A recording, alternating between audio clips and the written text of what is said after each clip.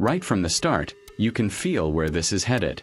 What begins as a routine traffic stop quickly turns into another sovereign-style showdown, complete with private plates, constitutional buzzwords, and a supposed do not detain status.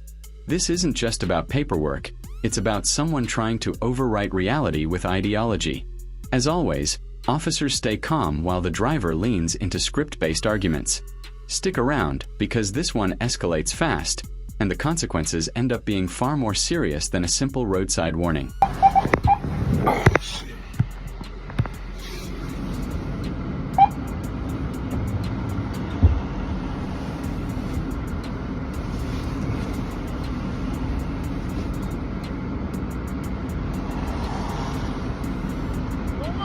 Huh? Oh, my bad. Yep. Here we go. The familiar traveler narrative. Instead of providing standard documentation, he pivots to constitutional language and private conveyance claims. This tactic is meant to confuse officers and delay enforcement, but roadside stops don't operate on personal legal theories. Police are tasked with verifying identity, registration, and insurance. Not debating philosophy. Notice how the officer keeps steering things back to practical concerns like plates and coverage. That contrast tells the whole story. One side is doing a job, the other is performing for an imaginary audience.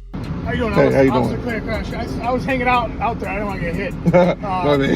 So the reason I pulled you over, Officer Clear Crown Sheriff's I ran your plate. It's coming back to like a white suit. Is that a specialty Florida plate? What is that? No, it's a private plate. A private plate? Yes, sir. Okay.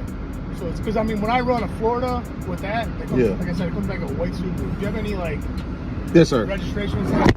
One second. Oh, shit.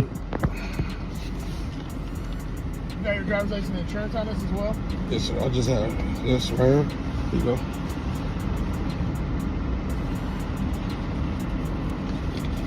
You got a license as well? This is all I got, sir. Here you go. You have a driver's license or no? No. Alright, so what info do you have on the vehicle? Well, I own this vehicle. No, I'm saying, do you have any, like, registration or something like Oh, that? no. Because, like I said, when I'm running the plate, it's coming back to a completely different vehicle. Oh, no, this is not even a Florida plate. Like, far as, like, a registered plate, this is a private plate. So what's it registered? What's the vehicle registered? It's not even registered, sir. So you can't drive an unregistered vehicle in the United States. No, I'm just traveling, sir. So you don't have a driver's license, you don't have, is there any particular reason why? Like, I like to exercise my constitutional right just to travel, you know. Okay. No. Alright, just hang tight, man. Yes, sir. Yes, sir.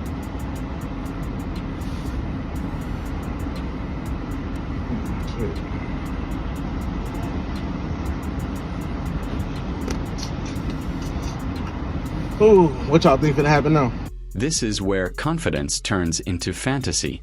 He insists he's on some mythical do not detain list, as if law enforcement databases work on handwritten declarations and YouTube law.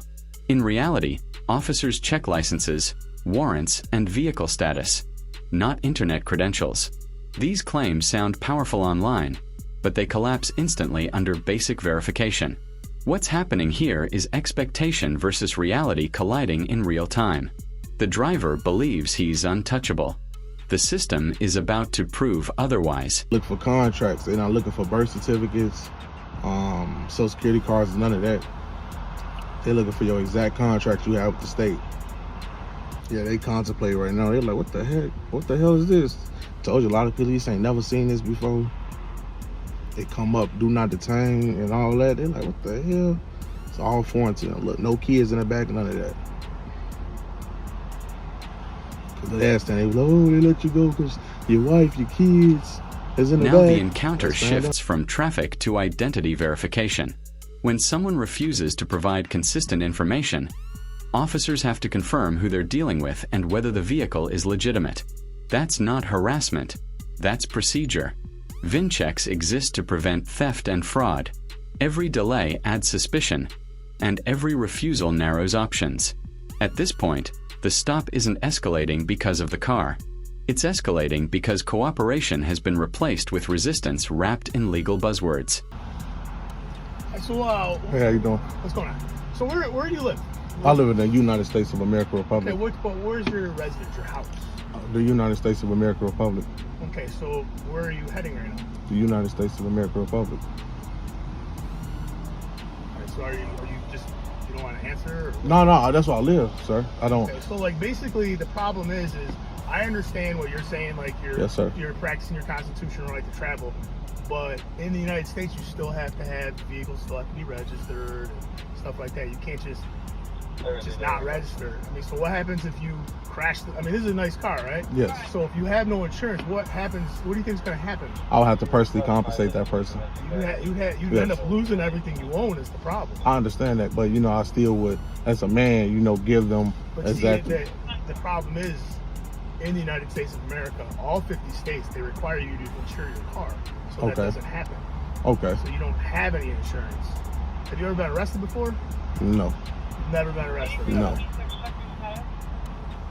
So when I looked up your name, and I seen that you have been arrested. That wasn't you? No.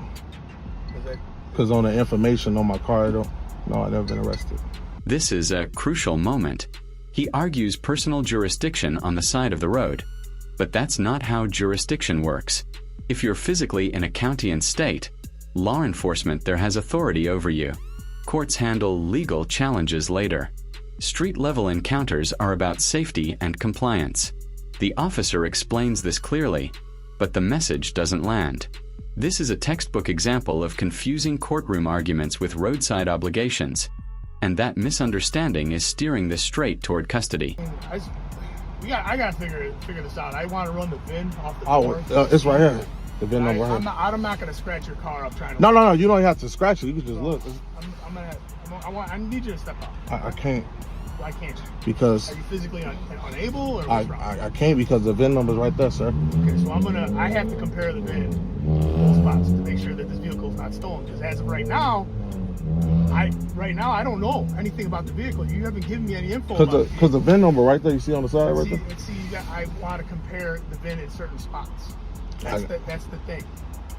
If you want to be able to be free to travel about your way, you have to let me verify this vehicle's not stolen. I understand that, sir, but That's the why VIN number right that's what there. I'm worried. I don't need to just see that VIN. I need to see other VINs. There's multiple spots where there's a VIN, and if I compare them and they come out to be legit, then I can verify that this vehicle's not stolen. That right now, that's my main concern, to make sure this vehicle's not. But I want to make sure this is your vehicle. That's all. But that VIN, you see that VIN right I there? understand, but you haven't given me any information. Well, I'm giving you the VIN. The VIN. Once the firearm enters the picture, the stakes jump dramatically. Now we're no longer talking about just traffic issues. Weapon possession carries its own legal requirements, especially across state lines. Permits, registration, and accessibility all matter. Sovereign arguments don't override firearm statutes. At this point, officers have no choice but to act.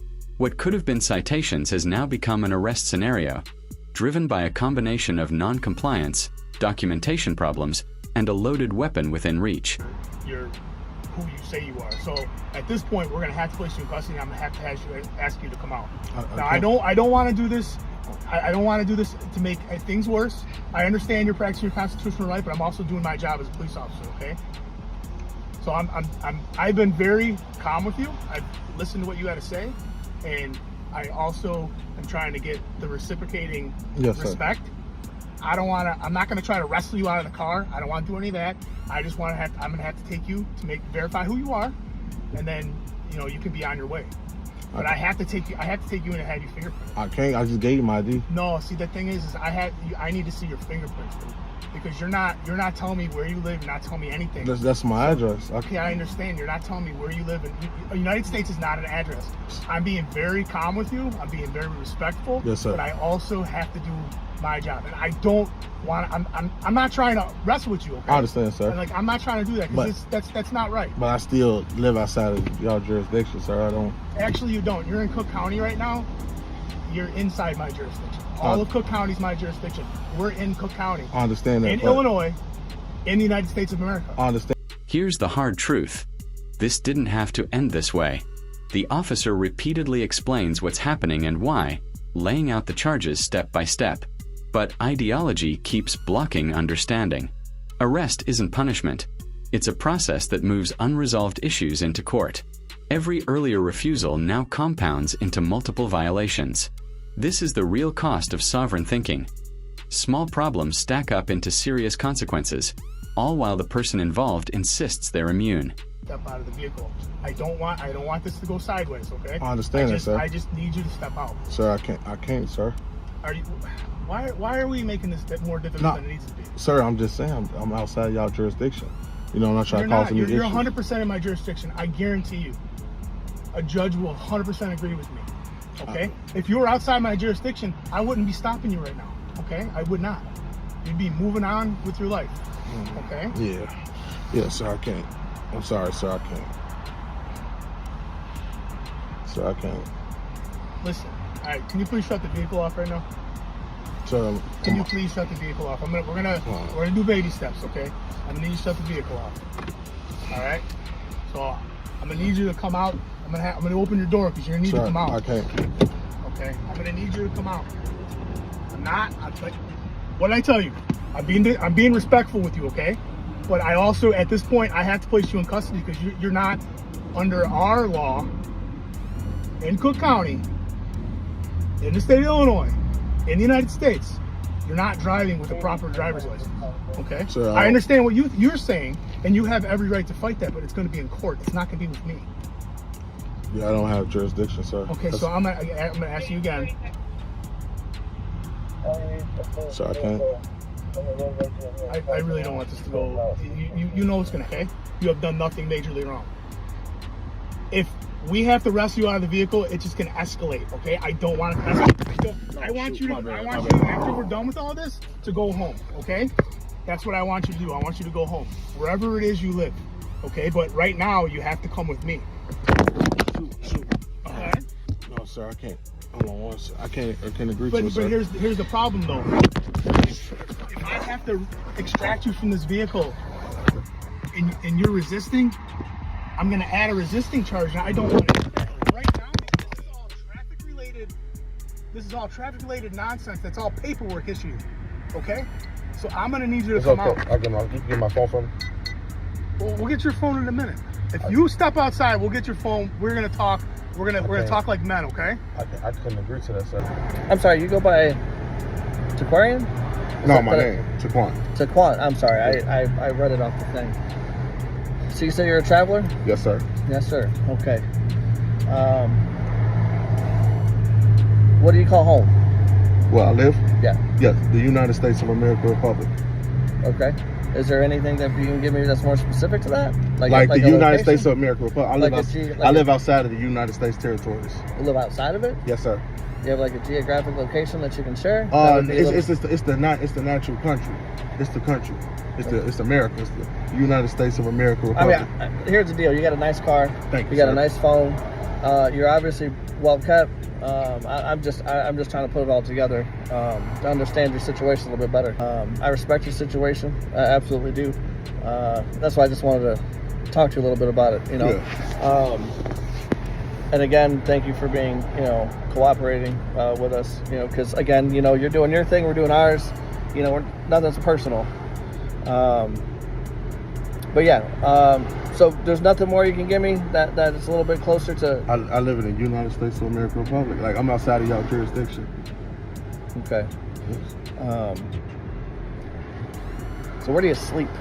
The United States of America Republic, sir. Okay. Like, it's the free country, sir. 1 second.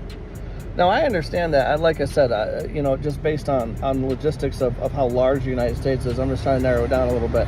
You got a couple of car seats in there. You got a family? Oh, yes, sir. Yeah? Okay. All right. So when you're out traveling, where are they? In the United States of America Republic, sir. Okay. Okay. All right. Well, I respect your privacy. Okay. Thank you, sir. Just sit tight for me, okay? Yep. All right, let's see. They found that thing, too. I'll show y'all. They need jurisdiction. What's going on? Okay. So as of right now, you when we ran your name, you don't have a concealed carry, and you don't have an FOID card, which is required in the state of Illinois to have a firearm on you. You do have a firearm in the vehicle, So right now, we're placing you under arrest for.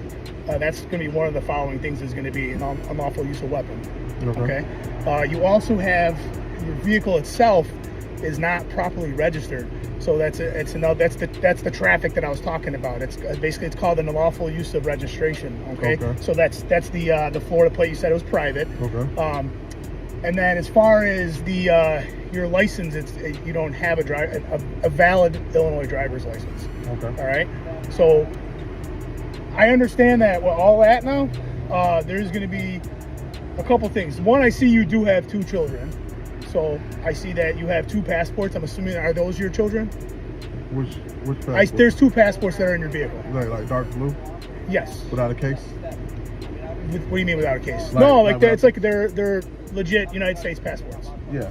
So are they your children's? Yeah, they're my children. Okay. All right. I just want to know, because obviously I'm going to be detaining you and taking you in. Okay. I just want to, So what are all the charges?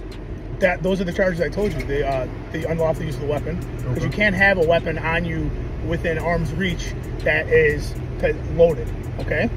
I see that you did not have one in the chamber, but the weapon was loaded within arm's reach of you. Okay. So when in the state of Illinois, you can have a weapon if you have an FOID card. And now, if you're at your house, you can have a weapon, and if you don't have an FOID card, that's the weapon at your house. So now, if you're traveling, like you said you're doing, you have a weapon on you, that weapon itself needs to be registered. But the thing about it is, if I'm not an Illinois resident, you still have to abide by Illinois. I understand that, but it's a law in Illinois. If you're not a resident of Illinois, you can travel with bearing arms without a license inside